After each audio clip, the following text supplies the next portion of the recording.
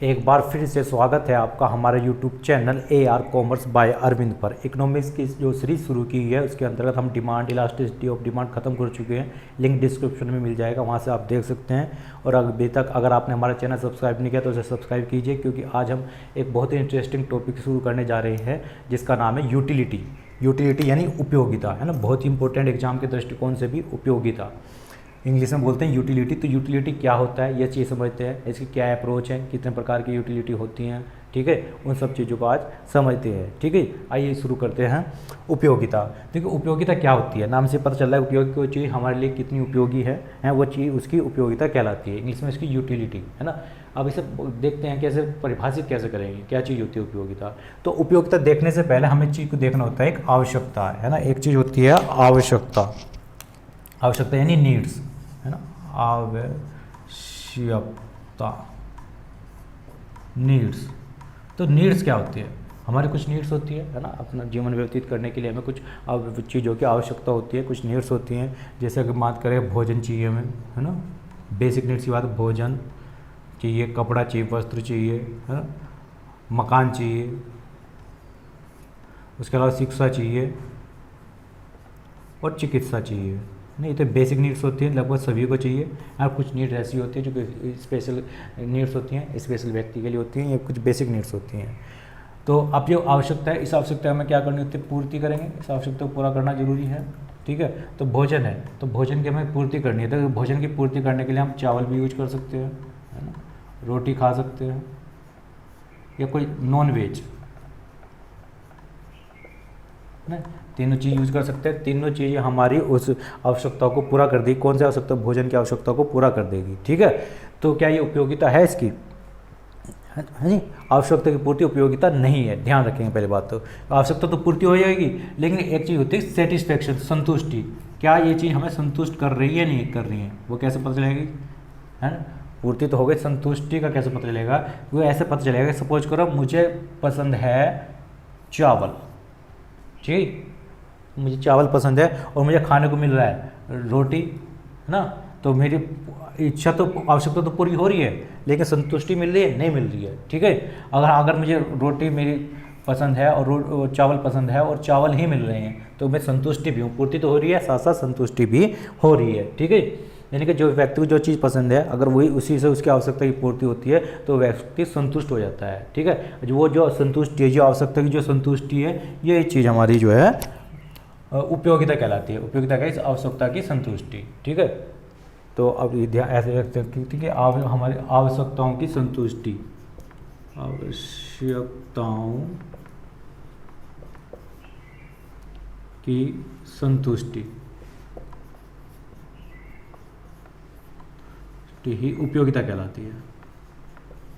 ध्यान दें, पूर्ति नहीं, क्या है, संतुष्टि उपयोगिता कहलाती है,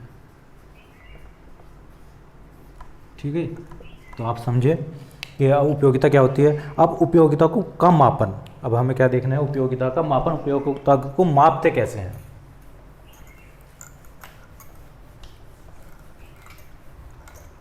ना, उपयोगिता का मापन, इसका मापन कैसे करेंगे, यानी मापन यानी मेजरमेंट कैसे करेंगे, कैसे मापेंगे कि किसी चीज़ की कितनी उपयोगिता है, ठीक है। तो जो आधुनिक वैज्ञानिक रहे हैं, ठीक है, जैसे कि आपके हिग्स हुए, पेरेटो हुए, ठीक है, ये तुम्हारे एलन हुए, ये कहते हैं कि उपयोगिता को मापा ही नहीं जा सकता, ठीक है, क्योंकि एक मनोवैज्ञानिक तथ्य है ना, साइकोलॉजिकल है, मनोवैज्ञानिक है। तो इस चीज़ को कैसे मापेंगे यूटिलिटी को, है ना। कोई किलो में थोड़े नाप लेंगे, लीटर में, मीटर में, कोई चीज़ को माप सकते हैं। तो यूटिलिटी कैसे मापेंगे, यूटिलिटी को मापने कोई पैमाना नहीं है ना। हिग्स, पेरेटो और एलन जी ने कहा है।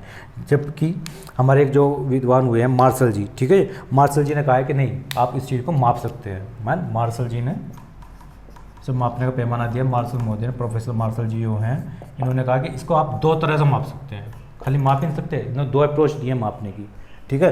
दो अप्रोच दिए, कौन कौन सी, सबसे पहले की बात करें, गणनावाचक अप्रोच, गणनावाचक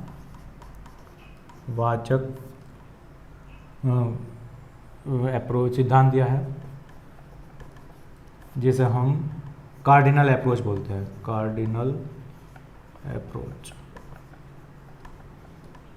दूसरी उन्होंने दी है क्रमवाचक सिद्धांत यानी ऑर्डिनल अप्रोच।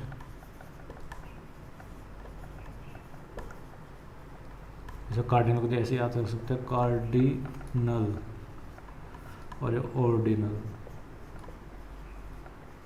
ठीक है जी।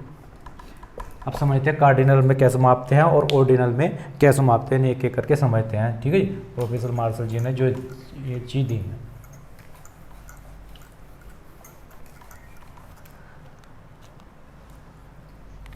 ठीक है।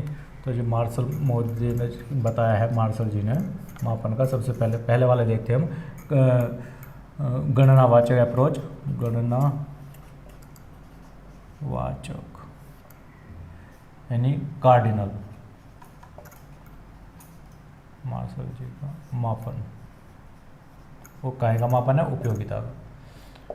ठीक है। कार्डिनल में क्या कहते हैं, मार्शल जी का कहना यह है कि किसी चीज़ को हम जब खरीदते हैं, ठीक है, उसके लिए हम जितना रुपये खर्च करने को तैयार है, वही चीज़ उतने रुपये यूटिल्स उसकी उपयोगिता कहलाएगी ना। जो उपयोगिता को जब मापते हैं तो उसका जो मापन है, मापक है, उसे बोलते हैं यूटिल्स,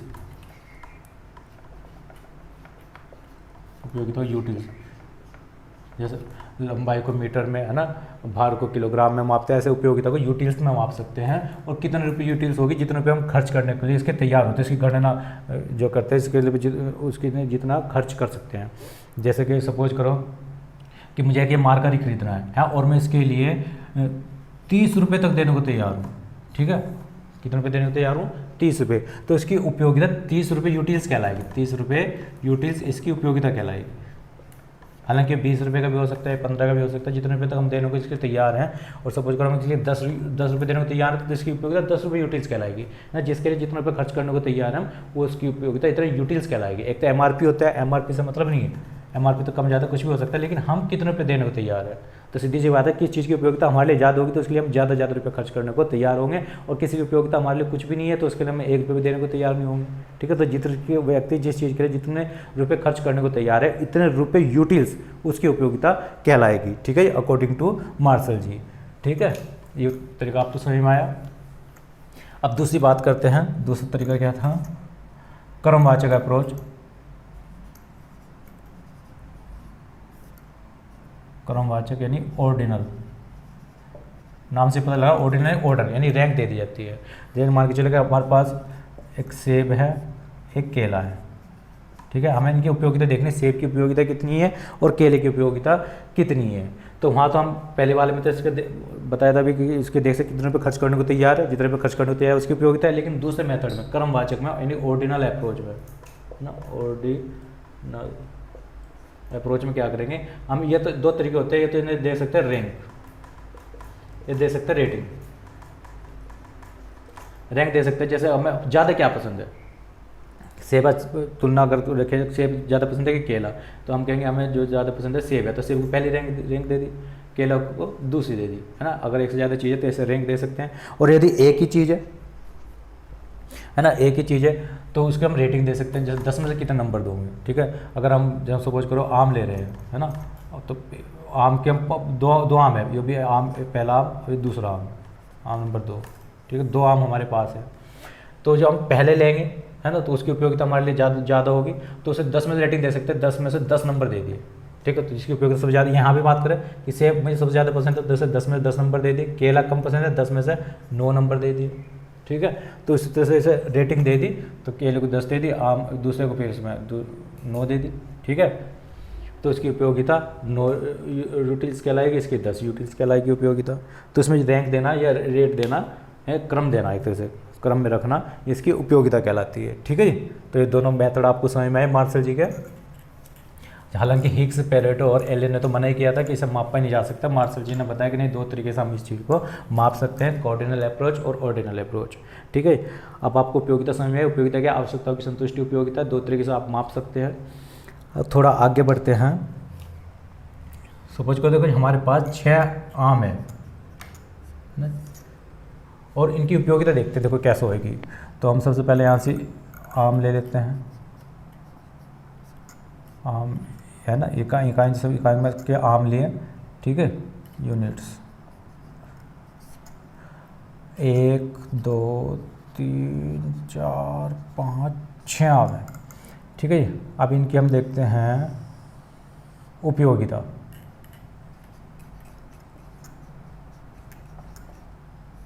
उपयोगिता यानी यूटिलिटी,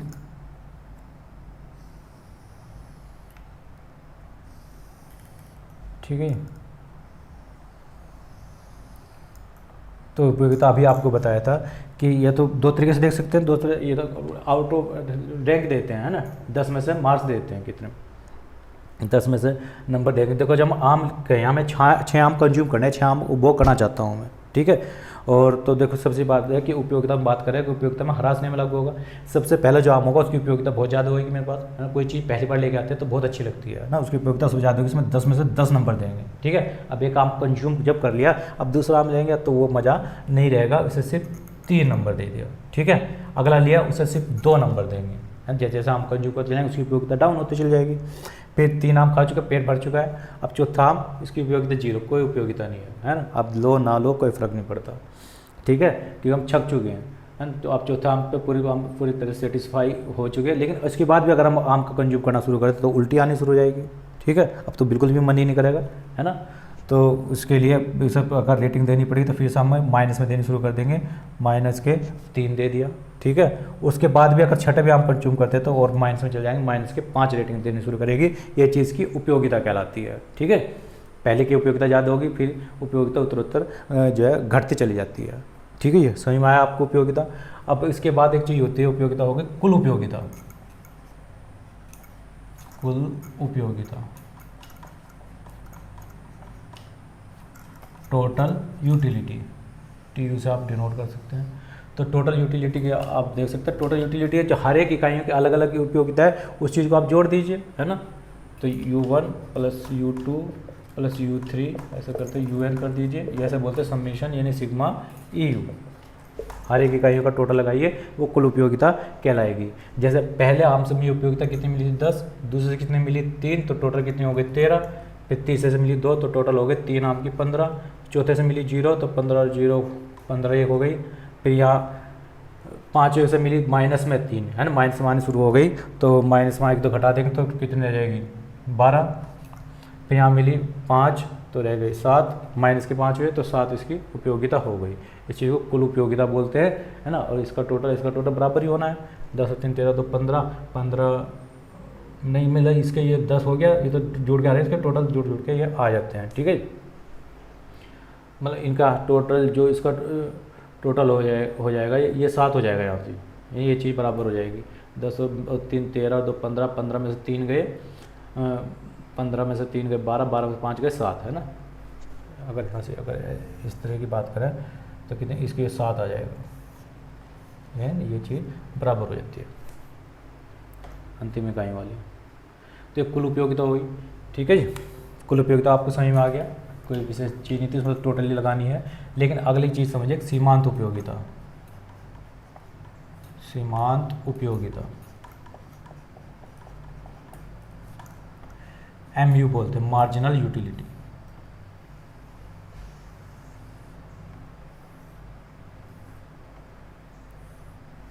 देखो यहाँ से समझिए सीमांत उपयोगिता क्या होती है। सीमांत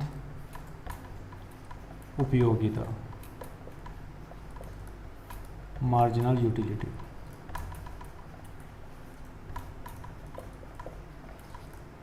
MU से डिनोट कर रहे हैं। तो एक अतिरिक्त इकाई इसे कहते हैं, एक अतिरिक्त इकाई का उपभोग करने पर कुल उपयोगिता में जो वृद्धि या कमी होती है, कुल उपयोगिता में जो वृद्धि या कमी होती है,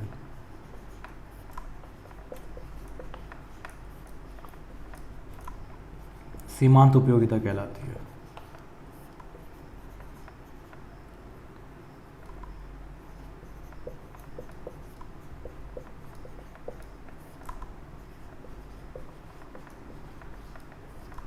ठीक है जी। एक अधिक इकाई को उपभोग करने पर कुल उपयोगिता में जो कमी होगी या वृद्धि होगी वो से हम सीमांत उपयोगिता यानी मार्जिनल यूटिलिटी बोलते हैं। जैसे यहाँ देखिए पहली इकाई की कुल उपयोगिता कितनी है 10 और 2 इकाई की कुल उपयोगिता 13, तो एक इकाई से दूसरी इकाई पे गए तो कुल उपयोगिता में वृद्धि कितनी हुई 3, तो इसकी सीमांत उपयोगिता 3 कहलाएगी दूसरी की। पहले की तो देखो पहले में तो कोई यहाँ चेंज नहीं होता, तो पहले की तो कुल उपयोगिता और सीमांत उपयोगिता सेम ही रहती है।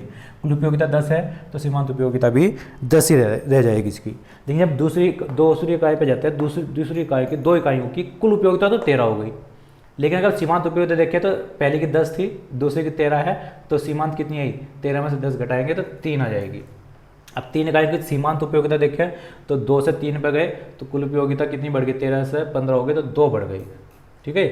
अब 15 से 15 पे गए तो 0 हो गई, 15 से 12 पे गए तो माइनस के 3 हो गई, 12 से 7 पे गए तो माइनस के 5 हो गई, ठीक है। 12 में से 7 पे गए तो घट गई, कितनी घट गई 5 इकाई घट गई तो माइनस में आ गई, ठीक है। वो देखेंगे अब जो उपयोगिता थी वही सीमांत के बराबर बैठ गई, ठीक है। और उपयोगिता पर उसमें जो आपको बताया था ह्रास नियम लागू होता है, ठीक है। सीधा इसे समझिए ह्रास नियम क्या होता है। सीमांत उपयोगिता पर ह्रास नियम लागू होता है, जैसे सीमांत उपयोगिता ह्रास नियम कहते हैं। सीमांत उपयोगिता ह्रास नियम, ह्रास का को कहते हैं कमी, तो सीमांत उपयोगिता हमेशा कमी आती है। सीमांत उपयोगिता हमेशा घटती रहेगी, है ना। पहले जितनी होगी दूसरी नहीं होगी, उससे कम होगी, उससे कम होगी, फिर एक कंडीशन में जाकर जीरो जाएगी, फिर निगेटिव में होनी शुरू हो जाती है सीमांत उपयोगिता। वैसे अब जब देखते हैं वही उपयोगिता ही होती है, क्योंकि पहली वस्तु पर हमें ज़्यादा उपयोगिता प्राप्त होगी, दूसरी से उससे कम होगी, तीसरे से कम, एक कंडीशन पर आके उपयोगिता बिल्कुल खत्म हो जाएगी, जीरो हो जाएगी। उसके बाद भी अगर हम उपभोग करना जारी रखते हैं तो उपयोगिता उसकी निगेटिव में भी चली जाती है। इसी चीज़ को हम सीमांत उपयोगिता ह्रास नियम कहते हैं। ह्रास मतलब कमी, तो सीमांत उपयोगिता ह्रास नियम कहते हैं। इस नियम का प्रतिपादन किया था गॉसेन महोदय ने, ठीक है। तो इसे गॉसेन का प्रथम नियम भी कहते हैं, गॉसेन का प्रथम नियम। एग्जाम के दृष्टिकोण से याद रखेंगे गॉसेन का प्रथम नियम क्या है, सीमांत उपयोगिता ह्रास नियम, जिसे हम गॉसेन का पहला नियम प्रथम नियम भी कहते हैं, क्योंकि इस पर ह्रास लगता है सीमांत उपयोगिता में। तो सीमांत उपयोगिता घटती तो है ही है, लेकिन स्टार्टिंग में कैसी होती है, धनात्मक होगी, फिर जीरो हो जाएगी, बाद में ऋणात्मक हो जाएगी, ठीक है। इस चीज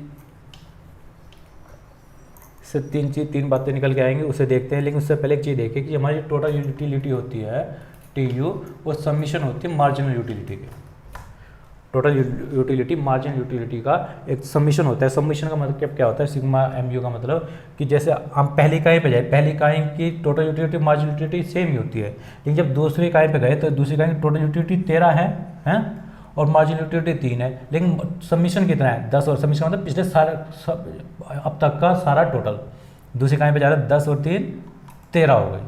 अगर 15 अगली इकाई का तीसरी इकाई का टोटल यूटिलिटी 15 है और तीसरी इकाई तक की टोटल मार्जिन यूटिलिटी कितनी होगी 10 से 3 13 2 15 हो गई। चौथी इकाई 15 गई, चौथी इकाई तक टोटल वही 15 हो जाएगी, 10 3 13 2 15 0 15। और पाँचवीं इकाई पे टोटल यूटिलिटी 12 है, और यहाँ से देखिए यहाँ तक का सीधा यहाँ तक आएंगे 10 3 13 2 15, 15 में से 3 गए वही 12 रह जाएगी। और यहाँ तक अगर देखते हैं तो पूरा यहाँ तक निकल के आओ तो वही 7 ही आ जाएगी, ठीक है। तो वैसे TU जो होता है अपने से TU इज इक्वल टू होता है सबमिशन ऑफ मार्जिनल यूटिलिटी, ठीक है जी। इस चीज़ को याद रखेंगे। और सीमांत उपयोगिता से संबंधित 3 बातें और याद रखेंगे।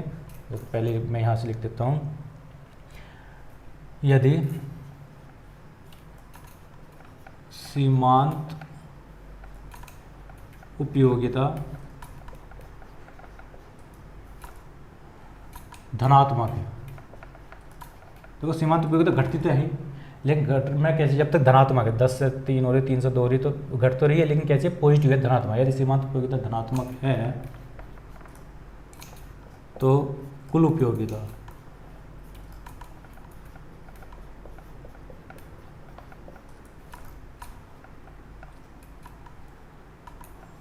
में वृद्धि होती है।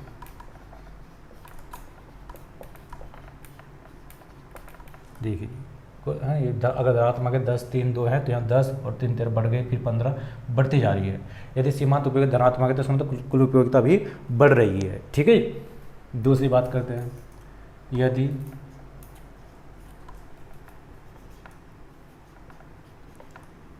सीमांत उपयोगिता शून्य है है। मार्जिनल यूटिलिटी कितनी है, 0, जो यहाँ से आ गई। तो कुल उपयोगिता अधिकतम होगी।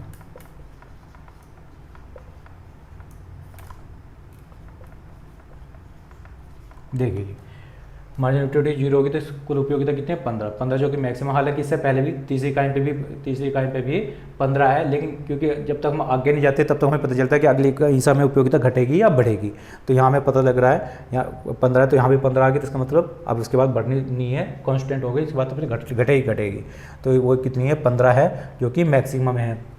यदि सीमांत उपयोगिता 0 है तो कुल उपयोगिता हमारी हमेशा मैक्सिमम होगी। तीसरी बात, यदि सीमांत उपयोगिता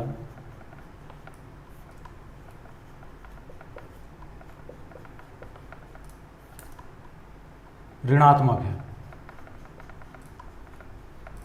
माइनस में आ रही है, तो कुल उपयोगिता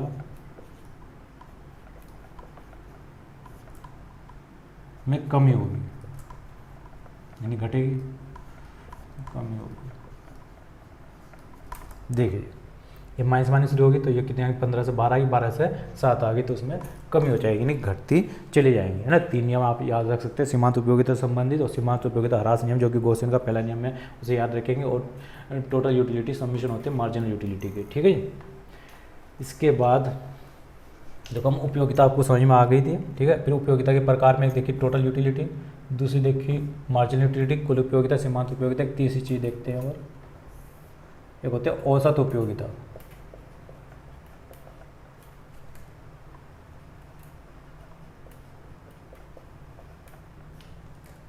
उपयोगिता एवरेज यूटिलिटी, ठीक है।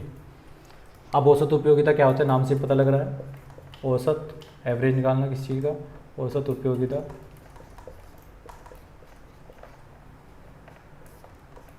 औसत उपयोगिता बराबर कुल उपयोगिता, लो पहले कुल उपयोगिता, और से डिवाइड कर दो कुल इकाई से, कुल इकाई